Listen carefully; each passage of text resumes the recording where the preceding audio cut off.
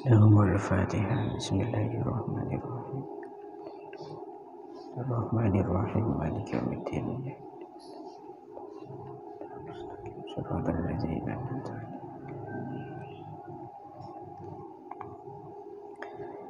Bismillahirrahmanirrahim. Faqad qala al-mu'allif rahimahullahu ta'ala wa nafa'ana bihi wa bi'ulumihi wa bi asrarihi fid dharain. Amin Allahumma amin. Bismillahirrahmanirrahim. Wal faridatu min jumlati dzalik kullihi an-niyyatu wa izalatun najasah wa isti'abul badan. Wal faridatu utawi kang fardu min jumlati zalika saking jumlahe mengkono-mengkono al-mazkur. Min jumlati zalika saking jumlahe mengkono-mengkono al-mazkur kullihi ya sakabehane zalik. Kullihi ya sakabehane zalik isinya zalik ail madhkuri tegese piro-piro perkara kang den tutur minal af'ali saking piro-piro penggawean al matlubati kang den puri al matlubati kang den puri fil ghusli ing dalem adus. Sawaun iku padha kana utawi yen to ana apa al-ghusli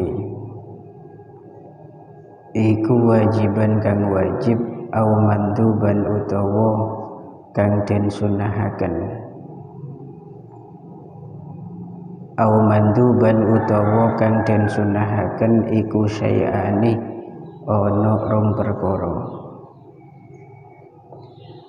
rupane an-niyatu niyat wa izalatun najasati lan ngilangi najis wasti'abul badani lan meratani badan wasti'abul badani lan meratani badan hatta syu'ura sehingga piro-piro rambut hatta syu'ura sehingga piro-piro rambut wal adfaroh lan piro-piro kuku wal azfaru lan piro-piro kuku bil ghusli kelawan basuhan. Wa amma izalatun najasati anapun utawi ngilangi najis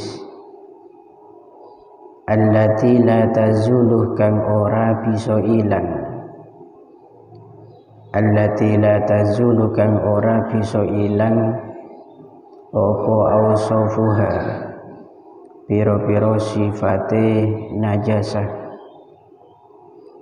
apa awsafuha piro-piro sifate najasah bi ghuslatin kelawan basuhan wahidatin kang siji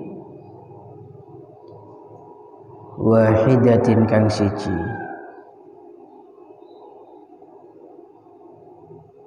iku fahiyah moko utawi izalatun najasah iku fahiyah moko utawi izalatun najasah iku syaratun dadi syarat li sihhatil ghusli kaduwe sae adus li sihhatil ghusli kaduwe sae adus fayajibu moko wajib apa izalatun najasah qablahu ing dalem sadurunge al-ghusli qablahu ing dalem sadurunge al-ghusli wa amma inzalat lan anapun ing dalem elan anapun lamun ilang apa najasah lan anapun lamun ilang apa najasah bidzalika kelawan mengkono-mengkono ghuslatin wahidah ya fa izalatuha moko utawi ngilangi najasah, moko utawi ngilangi najasah qoblal ghusli ing dalem sadurunge atus iku sunnatun sunnah. Catatane idza wasala ing dalem nalikane tumeka, ing dalem nalikane tumeka apa alma'u banyu tumeka ilal basyarati maring kulit bighairi taghayyurin kelawan tanpa owah, bighairi taghayyurin kelawan tanpa owah. Wa illa lan lamun ora idza wasalal ma, lan lamun ora idza wasalal ma wajabat maka wajib apa izalah, wajabat maka wajib apa izalah atau izalatun najasah itu. Bismillahirrahmanirrahim. Kemarin kita sudah dijelaskan tentang masalah adab-adabnya mandi besar ataupun mandi kecil. Karena mandi yang dimaksud dalam pembahasan sebelumnya ini mutlak, baik mandi besar ataupun mandi kecil. Dan tentunya musannif menjelaskan beberapa adab itu secara bercampur, sehingga kita akan sulit membedakan mana adab yang wajib dan mana adab yang sunnah. Karena makna dari adab kata kemarin itu ail matlubat, ail matlubat minal wajibi wal mandub, tuntutan-tuntutan yakni beberapa kewajiban ataupun kesunahan. Pokok semua jenis tuntutan, baik itu wajib atau sunnah. Lah sekarang ini baru dijelaskan. Wal faridatu min jumlati dzalik kullih. Adapun adab-adabnya mandi yang wajib, yang fardu, dari semua keterangan yang sebelumnya, minal af'alil matlubati fil ghusli, yakni dari beberapa perbuatan yang dianjurkan dalam mandi, baik di situ berupa mandi wajib ataupun sunnah, itu ada dua macam. Artinya yang wajib hanya ada dua. Apa dua hal ini? Yang pertama adalah an-niyah, niat itu wajib. Jadi niat saat mandi itu ruknun min arkanil ghusli, salah satu di antara rukun-rukunnya mandi yang tidak boleh kita tinggalkan. Mandi dengan cara meratakan air ke seluruh tubuh sudah dilakukan, namun niat belum, maka di situ tetap tidak sah. Kemudian wa izalatun najasah, menghilangkan najis, ini juga wajib dalam mandi. Menghilangkan najis. Dan selanjutnya adalah isti'abul badan, meratakan badan bil ghuslih dengan basuhan, berarti nyiram air nika kudu mengenai kepada seluruh anggota tubuh, apapun itu, hingga beberapa rambut dan juga beberapa kuku, bukan hanya kulit saja, make kokoh atau beobu atau berbulu-bulu yang lain itu wajib harus terkena air. Kayak ini. Jadi jangan sampai beranggapan oh ternyata kuku itu tidak perlu dibasuh saat mandi. Oh tidak, kuku itu wajib, semua anggota pokoknya. Oleh karenanya nikah saran bagi nak-nak sehaid atau sejunub atau yang nifas, ketika hendak mau mandi, coba di situ usahakan bersihkan terlebih dahulu kotoran yang berada di bawah kuku, karena itu salah satu penyebab terhalangnya air. Bersihin kadek sebelum mandi raja. Ini yang perlu diperhatikan. Tapi sebisanya jangan hilangkan kukunya. Karena kadang-kadang mentepaga orang si tahu mesan, aduh nyongke kok kuci abi dah ketok belah le bersih. Ngetok ke itu makruh hukumnya ketika sampean junub atau haid, gitu kan? Terus di sini ada yang janggal dari keterangan ini. Tadi disebutkan yang fardu. Dari keterangan kemarin itu hanya dua macam. Pertama niat, kedua izalatun najasah, menghilangkan najis, yang ketiga yaitu meratakan badan dengan basuhan. Loh kok tiga? Iya kan? Dalam kurung itu kan ada tiga. Niat, izalatun najasah, kemudian isti'abul badan. Katanya syai'ani, hanya dua perkara.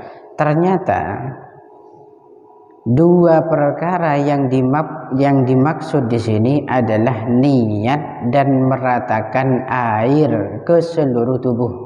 Ini rukun. Akan tetapi amma izalatun najasah allati la tazulu awsafuha bi ghuslatin wahidah fahiya syaratun li sihhatil ghusli. Untuk menghilangkan najis, persoalan menghilangkan najis yang tidak bisa hilang sifat-sifatnya hanya dengan sekali basuh, maka itu syarat sahnya mandi, bukan rukunnya mandi. Tapi tetap tergolong bagian daripada adab sewajib. Kenapa wajib? Karena syarat itu tidak boleh ditinggalkan. Gini benten. Sampean rukunnya sholat, contoh ini rukunnya sholat kan niat, ya kan? Kemudian berdiri, baca Fatihah, kemudian ruku dan seterusnya.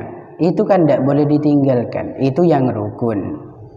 Kalau sucinya badan dari najis misalkan, atau sucinya badan dari hadas, itu kan juga wajib, jangan kita tinggalkan. Tapi itu bukan rukun, cuman syarat sahnya sholat. Begitu juga dalam mandi. Menghilangkan najis ini wajib, tapi wajibnya bukan atas nama rukun, melainkan di situ hanya sebatas syartul li sihhatil ghusli, menjadi syarat sahnya mandi besar. Ataupun di situ yang tidak wajib, mandi yang tidak wajib seperti mandi sunnah. Ini juga perlu, najis itu harus dihilangkan. Fayajibu qablahu, sehingga karena ini menjadi syarat sahnya mandi, maka wajib dilakukan sebelum mandi. Nah ini bedanya syarat dengan rukun itu kan tipis. Menrukun itu adalah zatul ibadah, zatnya ibadah, atau kana fi dakhilil ibadah, berada pada bagian dalam ibadah. Kalau syarat itu fi kharijil ibadah, yaitu di luar ibadah. Padahal sampean di situ jangan gelak, syarat sahnya sholat kan harus suci dari najis, ya kan? Baik badan, pakaian ataupun tempat. Itu kan di luar zatnya sholat yang harus sampean penuhi terlebih dahulu. Kalau rukun itu kan bagian dari ibadahnya. Niat itu kan bagian dari sholat. Mancing atau berdiri itu kan bagian dari sholat. Lah hanya beda tipis itu. Cuman istilahnya beda. Yang satu rukun, yang satu syarat. Itu ya. Wa amma in zalat bidzalik fa izalatuha qabla al-ghusli sunnatun. Adapun jika persoalannya begini, apabila najis tadi itu bisa dihilangkan hanya dengan sekali basuhan, berarti najisnya tidak membandel, tidak keras dan mudah dihilangkan. Dengan satu basuhan saja, kok dilalah sudah hilang najis itu, maka hukum menghilangkannya sebelum mandi itu sunnah hukumnya, tidak wajib. Paham ya? Kalau tadi yang wajib menghilangkan sebelum mandi, apabila najisnya dengan sekali basuhan itu belum hilang sifat-sifatnya, baunya, rasanya maupun warnanya. Tapi kok nanti dengan sekali basuhan sudah hilang, sudah bersih, maka tidak dilakukan sebelum mandi pun itu boleh.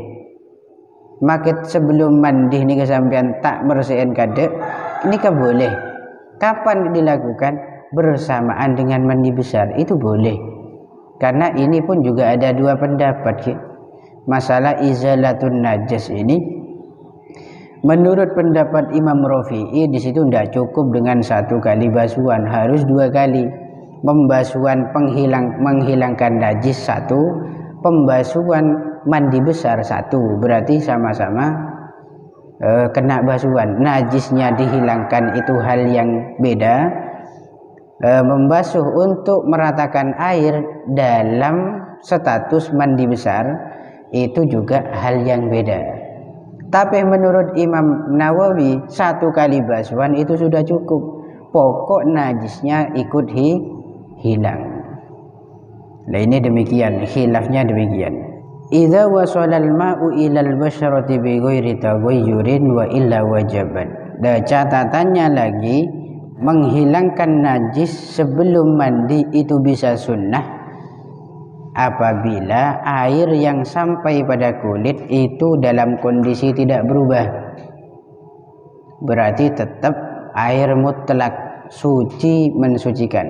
Ini catatan yang tidak boleh kita lupakan.